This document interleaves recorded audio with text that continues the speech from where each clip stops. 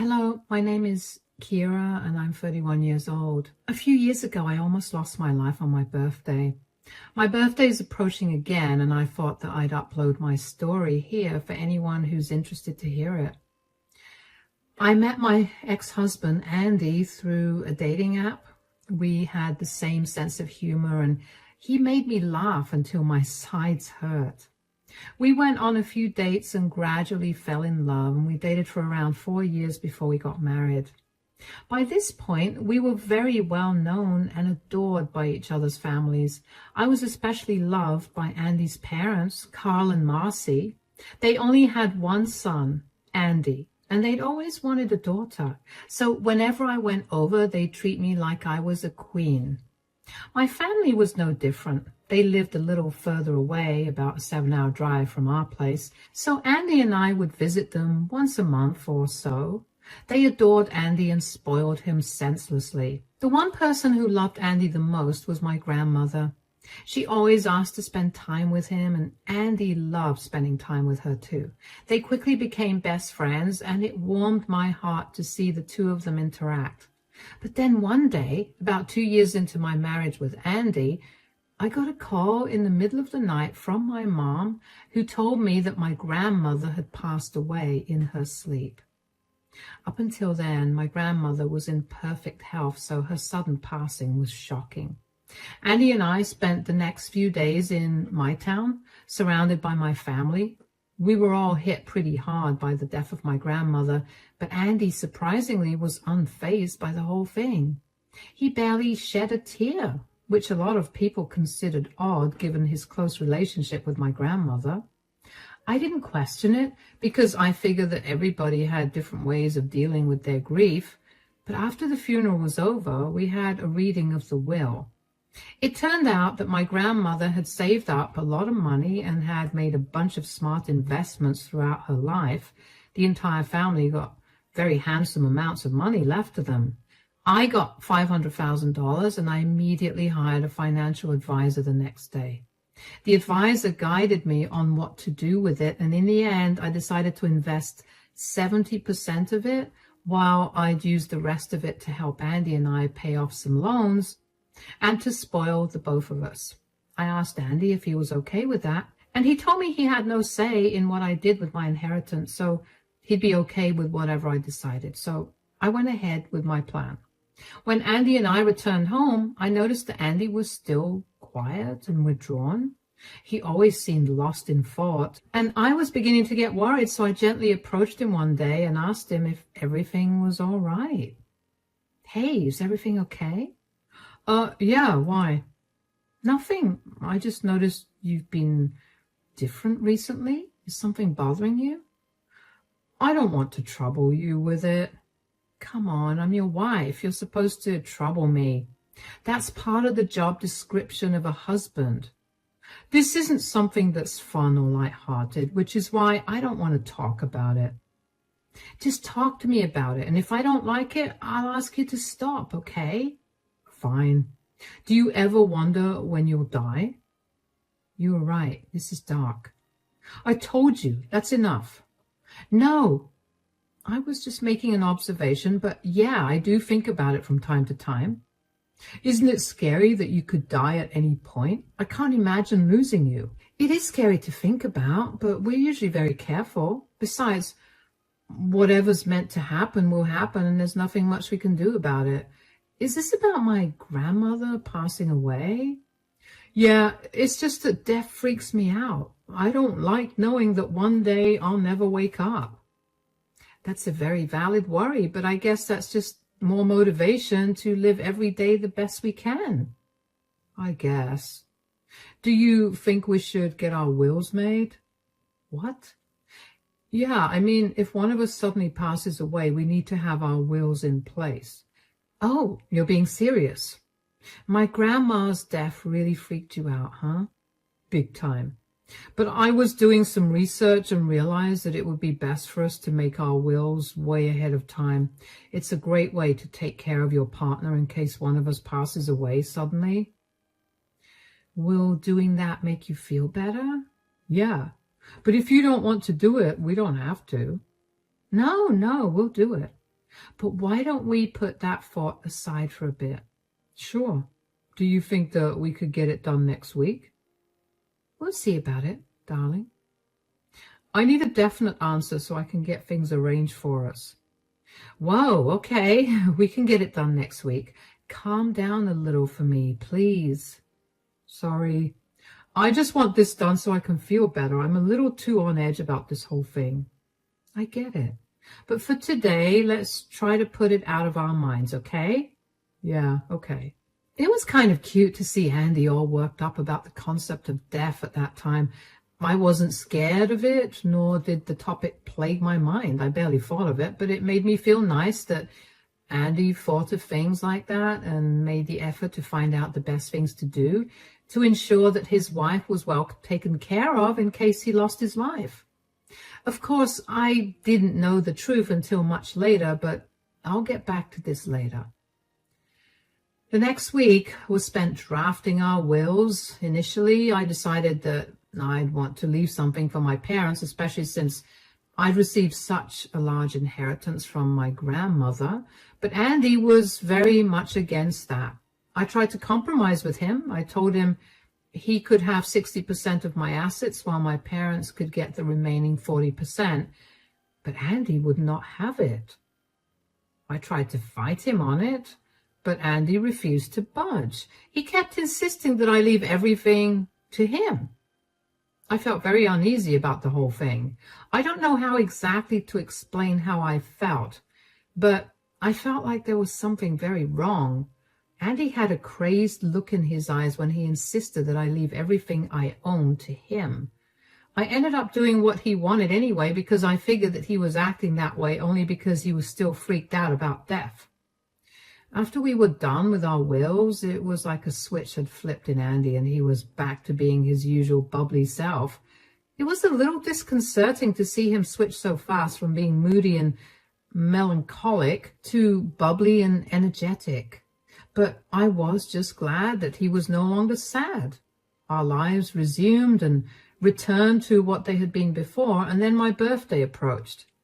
I was not a big fan of my birthday because every birthday I've had, something bad has happened. The birthday before this birthday, I got into a minor accident, and the one before that, I lost my phone. So I was never too excited about my birthday. But this particular year, Andy was extremely excited about my birthday. The day before my birthday, Andy popped into my home office while I was wrapping up some paperwork to check in on me. "How's the birthday girl doing?" "Andy, it's not my birthday till tomorrow." "I know, but I'm excited, aren't you?" "Well, I don't typically enjoy my birthdays, and you know this. But seeing you excited for me makes me very happy." "Good. Also, I'm really sorry that I've been freaking out the last few weeks. Death is just scary. I feel bad that I spent the weeks leading up to your birthday making you do things regarding death instead of reminding you of how grateful I am that you're alive and with me." "Hey, it's okay. I get it. Death is not a light subject, and I kind of liked how cautious you got. It was a smart move to make our wills in case something went wrong. Don't worry too much about it. Even if you haven't spent the last few weeks celebrating my life, I'm sure you'll make tomorrow a great day." "Of course, I will. Do you have any plans for tomorrow?" "Well, I'll probably meet with some of my friends for brunch tomorrow, but other than that, I don't have anything planned." "Great, because I have planned something for us." "Oh, what is it?" "I reserved a table at Dad's restaurant for your birthday dinner tomorrow. I asked Dad if I could customize the menu, and he agreed. So tomorrow at his restaurant, there will be a dish called the Kiera Special, made not only for you, but for everyone to try." "What? That's crazy. Oh my God, that's so cute and so cool." "Am I the best husband or what?" "Definitely the best." My parents will be sitting with us for dinner too, but after we're done with dinner, the two of us could go on a long drive and stop by the beach to watch the stars. That sounds absolutely perfect. I'm excited to see Carl and Marcy again. It's been a while. Oh, they're ecstatic to see you. My mom won't stop trying to have a say in my planning for you. Of course, I'm not letting her because this is my gift to you. Oh, come on, let her do something too. Are you saying you don't like what I've planned so far? I'm kidding. I didn't mean that at all. I appreciate anything you do for me. You better mean that. Anyway, I have to go right now. Where are you going? I'm swinging by Dad's restaurant to talk to the chef about the Kiera special. It needs to be perfect for tomorrow. Okay, come back soon. I found Andy's enthusiasm kind of infectious, and I went from not really caring about my birthday to being excited for it. I was even more excited that we were going to be having dinner with his parents at Carl's restaurant. When Carl decided to open a restaurant a year after Andy and I got married, I was the first to show up and help him set up. His restaurant grew very successful. It was a fine dining adjacent restaurant. It wasn't entirely fancy, nor was it like a bistro. It was the perfect blend of the two, so it had a lot of business. Carl would often talk to me about the business, and I enjoyed listening to him talk about it, especially since Andy barely cared much for it. He was just happy that his father was happy. I was excited to spend my birthday at his restaurant because the food there was genuinely good, and I loved being able to support him on that day. The next day, Andy spoiled me with a lot of gifts and coffee from my favorite coffee shop. He had a bath ready for me and made it all romantic. He dropped me off at the place my friends were meeting me for brunch and then picked me up with flowers in hand. We got ready together for dinner, and when we got there, Marcy was already seated at our table. She greeted us and wished me a happy birthday before Carl came towards us and loudly wished me a happy birthday. Happy birthday, Kiera, sweetie. How's the birthday girl doing? Thank you so much, Carl. I'm doing great. I'm excited for dinner. I can't wait to see what you've prepared for me. Oh, yeah, the chef wanted to meet you and wish you a happy birthday. Oh, that's sweet. Come on, then.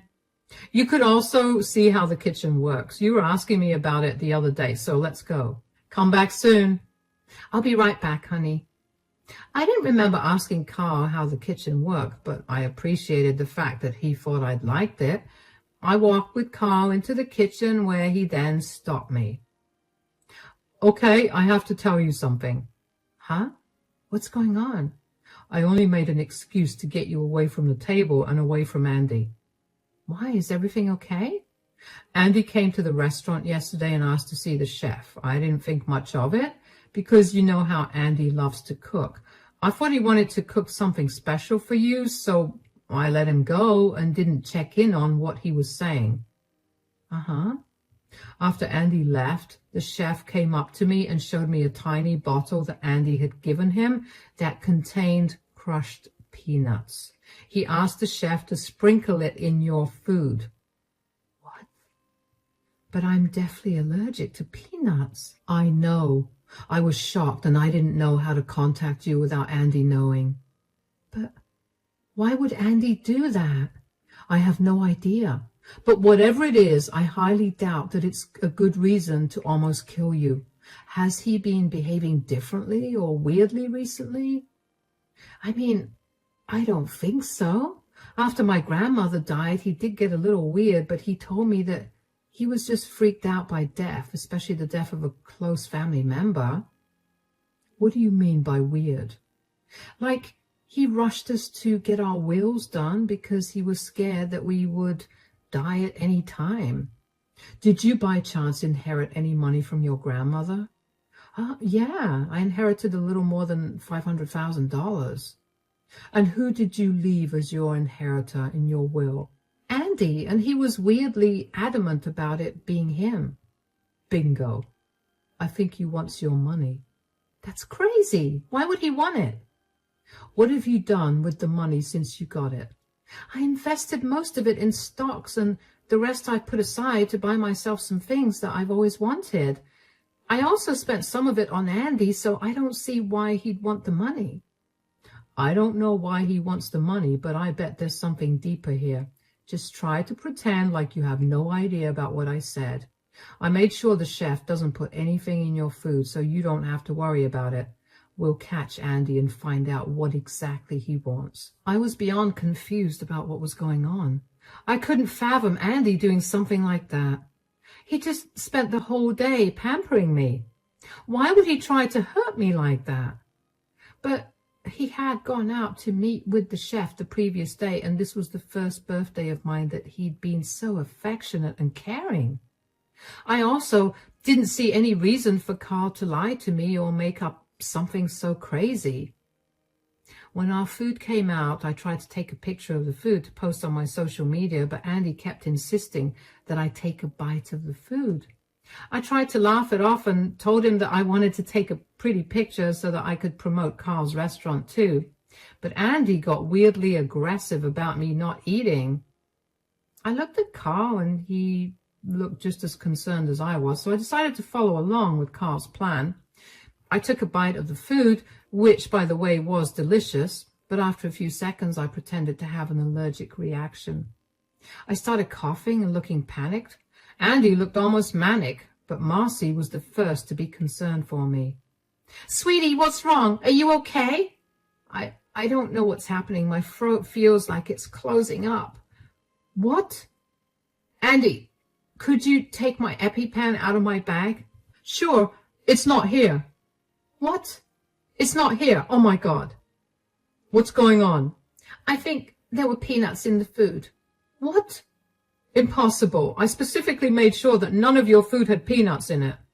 "Who cares? Right now, Kiara needs her EpiPen, and then she needs to go to the hospital. Call 911. I'll go back home to get the EpiPen." "Forget 911. I'll rush her to the hospital. The ambulance will take some time to come anyway. Come on, Kiara, let's go." Andy had left, and Carl and I got in Carl's car. We drove around the block and waited until we were sure that Andy had left. I couldn't understand why Andy thought that finding my EpiPen was more important than accompanying me to the hospital, but I tried to justify it with him being too panicked to think straight. Carl and I returned to the restaurant in time to see Marcy angrily marching towards the kitchen to yell at the chef. We stopped her in time, and she was shocked to see us there. "Carl, what are you doing here? Is Kiara okay? Why aren't you at the hospital?" "Kiara's fine." "I'm here. I didn't actually have an allergic reaction to anything." "What? Why would you fake an anaphylactic allergic reaction? That's messed up, Kiara." "Calm down, darling. We needed to test something out." "You were in on her little act?" "I told her to do that. Yesterday, Andy handed the chef a vial of crushed peanuts to put in Kiara's food." "What? Why would he do that?" "That's what we wanted to test. His reaction seemed normal so far, so I wonder what he could have possibly wanted. Kiara and I thought that he was probably after her inheritance." "That's crazy. Why would Andy need Kiara's inheritance? And even if he did, couldn't he have just asked her?" "Yeah, that's what I was thinking too, because if he'd asked me, I would have readily given it to him. But he had been acting weirdly since my grandmother passed away, and that's why it's the only thing Carl and I could think of." "So what do you think he's going to do now?" "I have no idea, but I made sure to change all my bank account passwords so that he has no way to get into them." "That's great. Will you get a notification if he tries to log into your account?" "Yeah, I will. Oh, would you look at that? I got a message from my bank saying that I have only one more attempt to log into my account before they freeze it for a day." "Oh my God. What do we do? Andy literally tried to kill you, Kiara." "Let's call the police and go over to Andy and Kiara's home. We'll get our answers out of him before the police arrive. Come on, we don't have time to wait." We grabbed all of our stuff while Carl called 911 to inform them about our situation. The 911 operator asked us a lot of questions to make sure that Andy was not armed or able to hurt us in any other way. When Carl told her that Andy was not armed, the operator told us to keep Andy occupied at his current location until the police arrived. We got back home as quickly as we could. My heart was pounding. I couldn't believe that Carl's and my hunch were right. Why in the world would Andy need my money? And why did he have to plan this out so much? And more importantly, did he have to hurt me to get the money? My emotions kept swinging from confused to angry to scared. Marcy and Carl looked just as afraid and confused as I was. Marcy held my hand the entire drive home. I knew exactly what she was feeling, but I couldn't comfort her in any way because I was just as confused as her. When we got closer to my place, we parked the car a little further away from my house. We then walked over to my house and I quietly let us in. I had Carl put his phone in his shirt pocket with the camera facing outward because I wanted to record our confrontation with Andy in case Andy tried to go back on his word later. I quietly looked through the living room and the kitchen and didn't find Andy there. The bedroom lights were off and the only other place he could have been was my home office. I quietly opened that door and saw Andy searching through all my things like he was desperately trying to find something. Eventually he noticed me. "Kiera, what are you doing here? I thought you'd be in the hospital." "That's what you wanted, isn't it?" "Dad, Mom, what's going on?" I think the more important question is, why were you trying to access my bank accounts? "What? I wasn't doing any of that. I was only searching for your EpiPen." "Save it, Andy.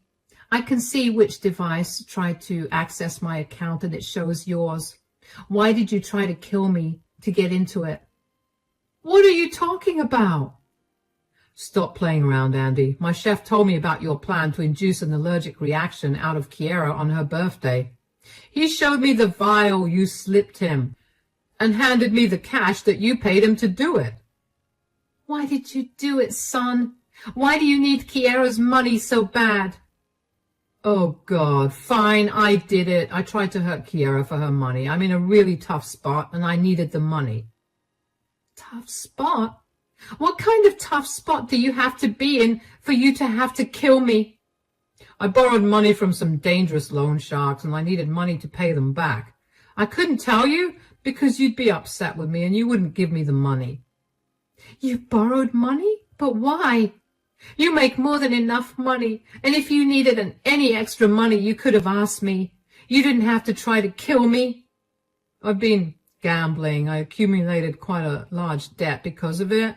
I was too ashamed to tell you, so I went to these loan sharks that hang around the casino and I borrowed money. Now they're after me to return the money, but I don't have any. So let me get this straight. You're in some horrible debt and have people after you for money. And instead of talking to Kiera like a normal person, you chose to poison her food with the one thing you knew would be deadly to her. I know I messed up. I'm sorry, but I was only doing what I had to." "Sorry is not going to cover anything. You don't even sound sorry. Do you know what your little stunt would have done to my business if you'd succeeded? I would be facing charges of negligence, so along with possibly killing your wife, you would have ruined your mother and my lives.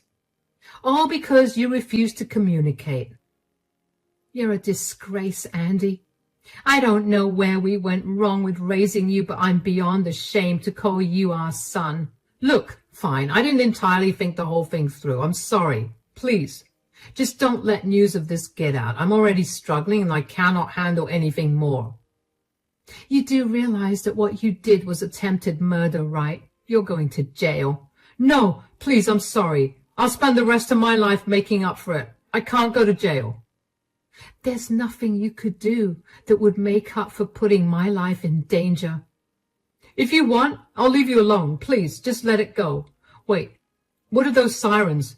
Did you already call the cops on me?" "You made me feel beyond unsafe today. You tried to kill me. What did you expect? That I just come home without any protection? How could you?" "No, Andy. How could you? I've never done anything to make you feel like you can't come up to me with your problems. There was no reason to put my life at risk. We could have talked through your problem instead of this. You were so worried about the loan sharks getting to you. Well, don't worry. In prison, they probably won't bother you. The police knocked on the door right after I was done making my point, and Marcy let them in. We showed them the recording of the conversation, and they arrested Andy immediately. Andy tried to fight them, but was sustained by one of the police officers. They took him to the police station, where we had to go and file an official report against him. The police officer recommended that I lawyer up because Andy was going to have to get tried in court for attempted murder. After all my work at the police station was done, Marcy and Carl bid me goodbye. When I got back home, I broke down crying. I couldn't believe what my marriage or my life had come to. That was definitely one of the worst birthdays I'd had. Why had Andy hidden something like that from me? Had I ever given him a reason to not come and talk to me? I'd helped him with many debts and payments, so why wouldn't I have helped him with his huge debt either? I would have been mad, but I still loved him, so I would have helped him out. I couldn't believe that my life would have ended if it wasn't for the honest chef at Carl's restaurant. I was racked with so much anxiety about the thought of Andy having planned this out for so long. Did he even struggle with the thought of trying to hurt me, or was he happy about it? How had Andy planned my birthday so happily in front of me while knowing that he planned to end my life that very day? I couldn't believe that I'd married a psychopath. Over the next few months, I kept having to attend hearings in court for Andy's attempted murder charge. Andy's lawyers tried to say that Andy never tried to kill me. He just planned to hurt me a little. They knew they couldn't take away the charge against him, but they could reduce it. But I had enough evidence to show that Andy had been meticulous about the consumption and use of peanuts in our house. He knew that even the smallest amount would have been fatal to me. The chef from Carl's restaurant also testified against Andy and confirmed that Andy was adamant about the chef sprinkling the peanut powder all over my food. After a lot of cross-questioning, Andy finally confessed to his attempted murder of me, and he was sentenced to 30 years in prison. I was relieved to know that Andy was going to suffer for what he tried to do to me. He could not hurt me again. I filed for a divorce immediately after that. It was tough to get that done too, but when the divorce was finalized, I felt like a free woman again. The last thing I did was edit my will.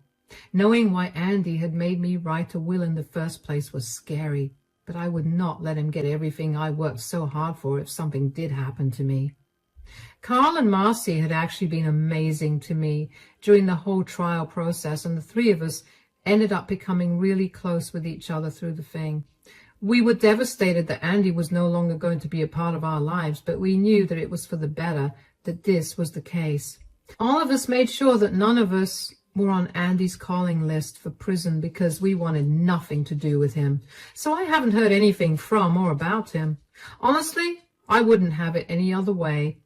In a way, I guess Andy did end up teaching me to actually enjoy every single day that I'm alive. I've been going out a lot more recently, and I've been spending as much time as I can with my friends and family. Every once in a while, I'm hit with a wave of sadness because of how much I miss Andy. But that quickly goes away when I remember what he tried to do to me. I'm glad I'm happier now, and I'm safe. I can't wait to see what more life has to offer me. And you better believe I'm going to get through every problem and experience life throws at me.